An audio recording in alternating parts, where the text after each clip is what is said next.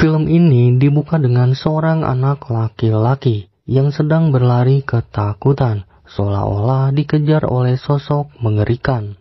Di saat anak itu berusaha untuk melarikan diri, tanpa disangka dia malah terjatuh, dan tiba-tiba muncul seseorang mengubur anak itu di dalam salju.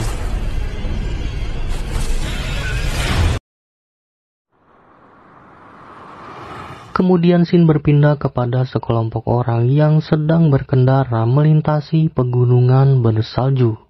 Mereka adalah Janike bersama pasangannya Eirik mengajak teman-temannya, yaitu Mikkel, Ingun, dan Morten, pergi bermain selancar salju di suatu tempat terpencil dan jauh dari pusat keramaian.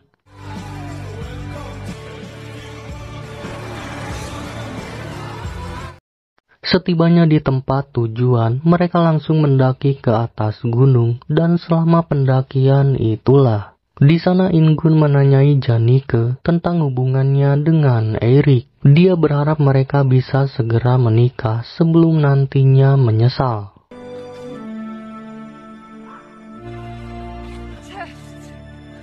Setelah mencapai puncak gunung, mereka pun langsung bersiap untuk bermain selancar salju. Dan jalur yang cukup ekstrim ini membuat mereka terlihat sangat menikmati permainan tersebut. Tapi tanpa diduga, nasib buruk menimpa Morten setelah dia terjatuh karena terlalu bersemangat.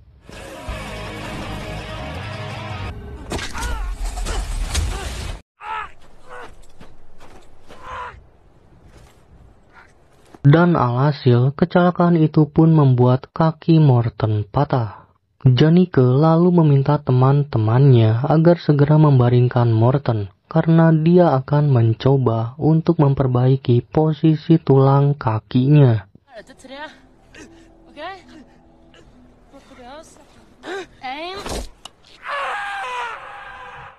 Menyadari hari mulai gelap, mereka yang sadar jika di tempat ini tidak ada sinyal sama sekali, lantas berusaha untuk segera mencari tempat perlindungan.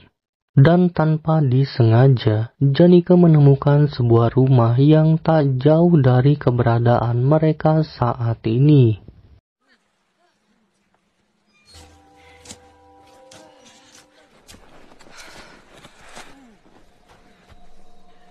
Tanpa takut akan terjadi hal buruk, Eirik memberanikan diri untuk membobol masuk ke dalam rumah ini, agar teman-temannya bisa segera masuk dan membawa Morten ke dalam rumah ini.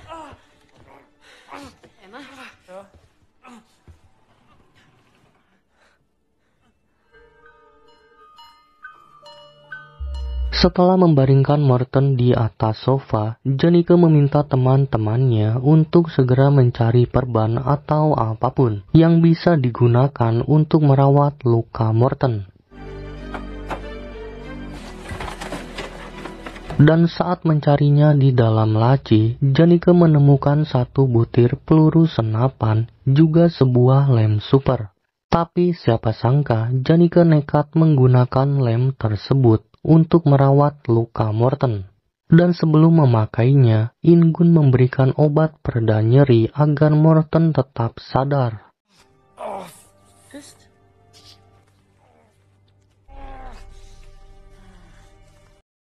Di malam harinya, mereka memutuskan untuk tinggal di rumah ini sampai esok pagi. Kemudian Eirik, Ingun, dan Mikkel pergi untuk memeriksa seluruh rumah ini. Sementara Janike menemani Morten di ruang tamu.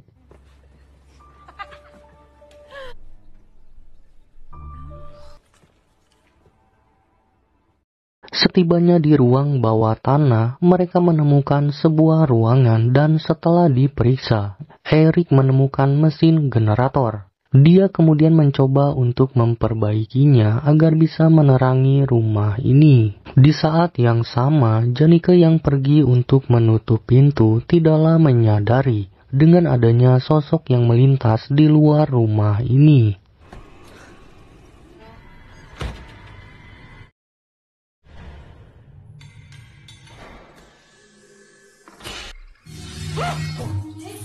Setelah lampu menyala, Michael pergi lebih dulu bersama dengan In-gun. Tapi tak lama kemudian, Eric mendengar suara dari sebuah ruangan. Dirasa itu adalah In-gun dan Michael. Eric memanggil mereka berdua, tapi tak terdengar jawaban siapapun. Ternyata Michael dan In-gun sedang berada di lantai atas, dan entah suara siapakah yang didengar oleh Eric saat itu. Namun di lantai 2 ini, mereka berdua menemukan satu ruangan yang sudah hangus terbakar.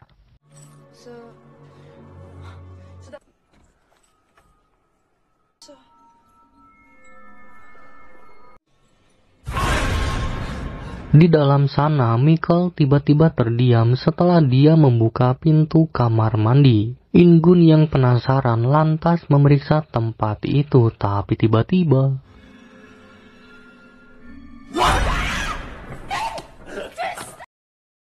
singkat cerita, Janika yang telah menemukan buku tamu memberitahu mereka bahwa dulunya tempat ini adalah penginapan yang ramai dikunjungi oleh para wisatawan. Tapi entah apa yang terjadi, hotel ini tiba-tiba ditutup pada tahun 70-an. Dan tulisan terakhir di buku itu mengatakan jika pemilik penginapan ini telah kehilangan putra mereka.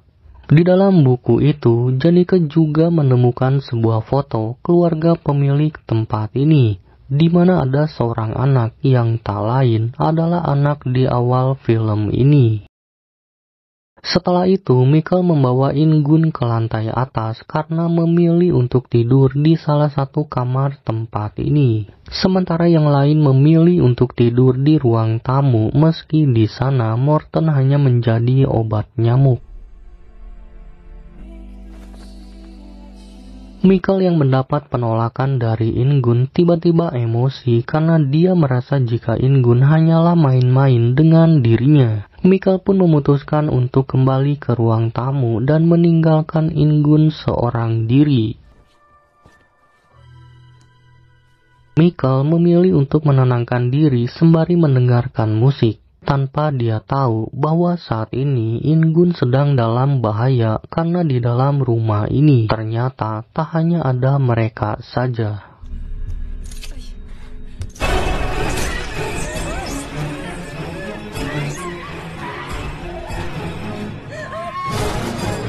In-gun lantas berusaha melarikan diri dari sosok yang menyerang dirinya. Dia pun berteriak memanggil teman-temannya, tapi karena suara musik yang terlalu keras, membuat teriakannya itu tidaklah bisa didengar oleh mereka.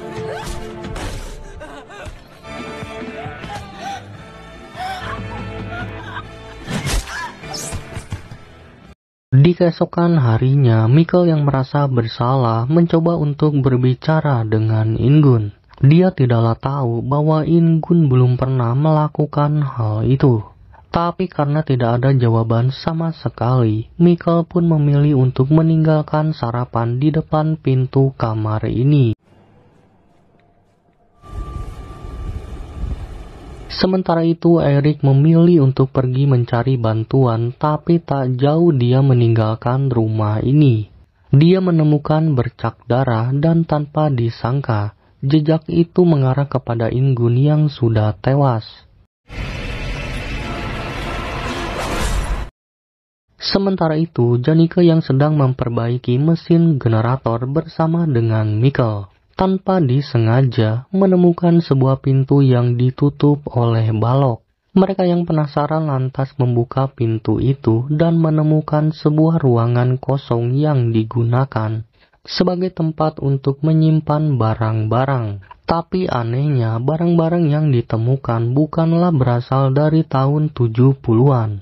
Dan membuat mereka sadar bahwa ada seseorang yang telah tinggal di dalam ruangan ini. Di sana, Janika pun menemukan koran berita berisi tentang kabar menghilangnya putra pemilik tempat ini. Dan dalam berita itu mengatakan jika hotel ini dijuluki sebagai hotel kejahatan, dikarenakan ada saking banyaknya kasus tentang hilangnya para wisatawan. dan membuat kepolisian akhirnya memutuskan untuk menutup penginapan ini.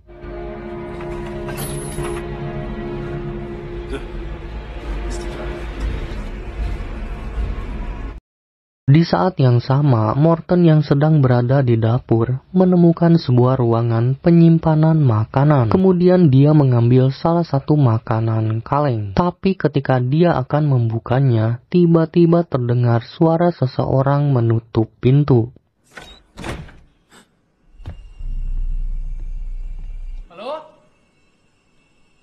Tak lama kemudian, Michael yang kembali ke ruang tamu tiba-tiba menemukan darah di bawah lantai dapur. Tapi setelah membukanya, tiba-tiba ternyata itu bukanlah darah, melainkan isi makanan kaleng. Sementara Morton terjatuh gara-gara membuka kaleng tersebut. Di saat yang sama, Janika mencoba untuk berbicara dengan Ingun. Tapi karena tak ada jawaban, dia pun membuka pintu kamar itu dan mendapati darah di lantai ruangan tersebut. Janika yang panik lantas pergi memanggil Michael dan Morton untuk memberitahu hal tersebut. Dan hal ini membuat mereka sadar bahwa di dalam rumah ini ada seorang psikopat. Tapi tiba-tiba terdengar suara langkah kaki dan membuat mereka langsung pergi untuk mencari tempat persembunyian.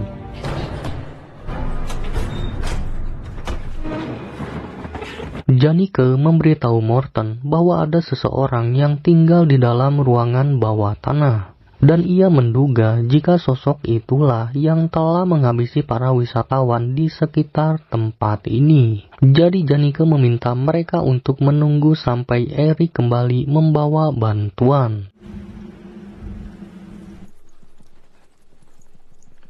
Namun setelah cukup lama menunggu, Michael yang tak ingin berdiam diri saja dan merasa Ingun masih hidup, tiba-tiba memilih pergi untuk mencarinya seorang diri.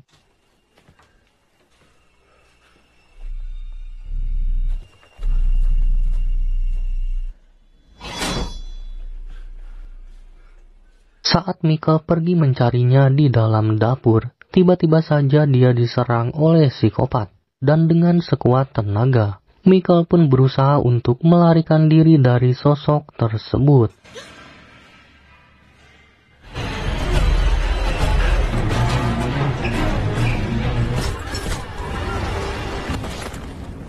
Dan dari atas genteng itulah, Michael akhirnya bisa melihat dengan jelas sosok psikopat yang tinggal di dalam rumah ini. Setelah keadaan dirasa aman, Michael pun kembali menemui Janika dan Morton. Tapi belum berkata apapun, tiba-tiba pintu kamar itu didobrak oleh psikopat salju.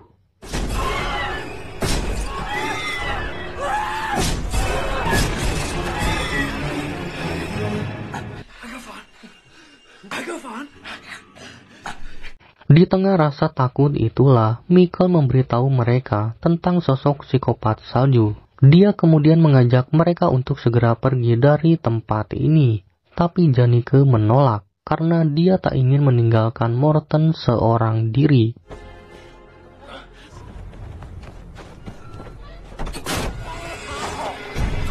Dan alhasil suara teriakan Michael pun didengar oleh psikopat salju.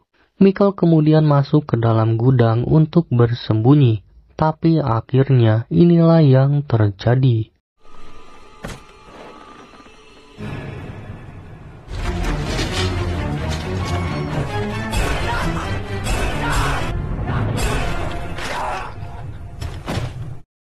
Janika yang tak ingin bernasib sama seperti Michael, membawa Morton untuk segera mencari tempat persembunyian, agar dia bisa pergi mencari peralatan di dalam gudang yang bisa digunakan untuk pergi bersama Morton meninggalkan tempat ini. Sementara Janika meminta Morton untuk menunggu di dalam ruangan ini karena kondisinya bisa menghambat dirinya dan bisa saja membahayakan mereka berdua.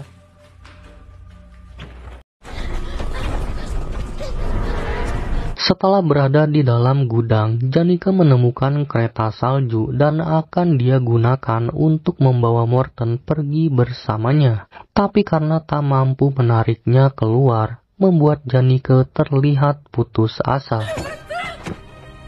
Hingga tanpa disengaja, dia malah menemukan sebuah senapan.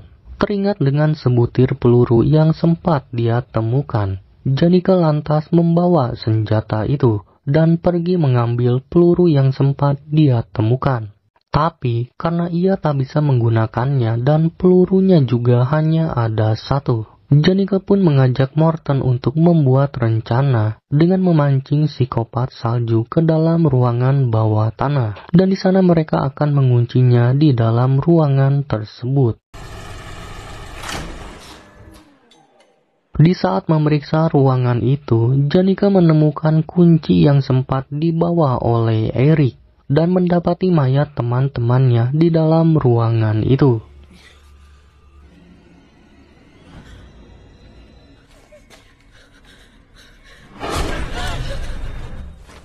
Tanpa diduga, Erik ternyata masih hidup. Tapi saat Janika akan membawanya keluar dari ruangan ini, tiba-tiba Morten memberikan isyarat sebagai tanda kemunculan psikopat salju. Dan alhasil, Janika pun meminta Erik agar berpura-pura mati saja dan langsung pergi meninggalkan ruangan ini.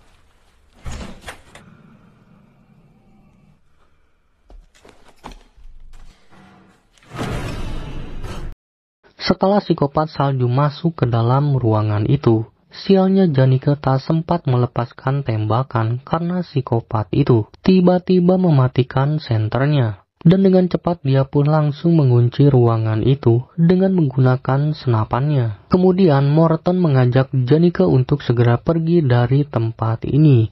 Tapi karena masih ada Erik di dalam sana, Janika yang tak ingin meninggalkannya memilih untuk membuka kembali ruangan itu dan berencana akan menembaknya setelah pintu itu terbuka.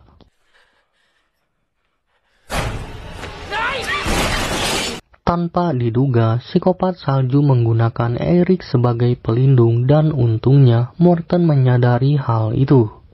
Meski tembakannya meleset, tapi Erik akhirnya dihabisi oleh psikopat salju tepat di hadapan mereka berdua. Morten lantas meminta Janika untuk segera pergi dari tempat ini, sedangkan dia akan berusaha menahan psikopat salju meski hanya menggunakan senapan kosong.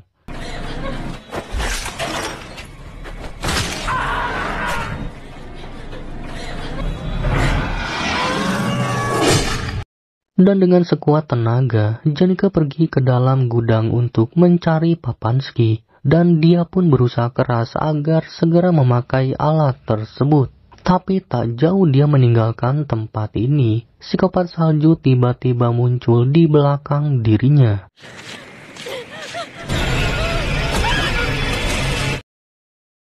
Di keesokan harinya, Janika tersadar di atas kereta salju, tepat di bawah tumpukan mayat teman-temannya. Psikopat salju membawanya pergi ke tepi jurang yang biasa dia gunakan untuk membuang orang-orang yang telah menjadi korbannya.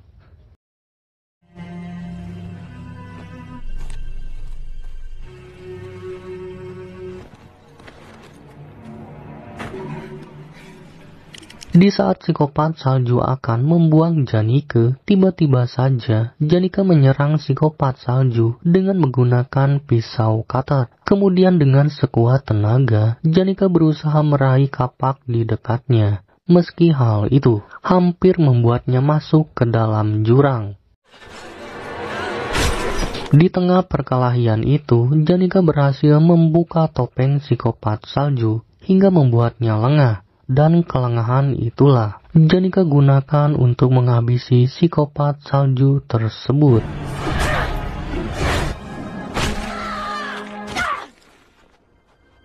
Film pun diakhiri dengan memperlihatkan kilas balik masa lalu psikopat salju, di mana rupanya dia adalah anak di awal film tadi yang dengan sengaja dikubur hidup-hidup oleh orang tuanya sendiri. Entah alasan apa yang membuat mereka tega mengubur anaknya sendiri. Tapi hal itu ternyata telah merubah sang anak menjadi seorang psikopat dan telah menghabisi para wisatawan di tempat penginapan ini.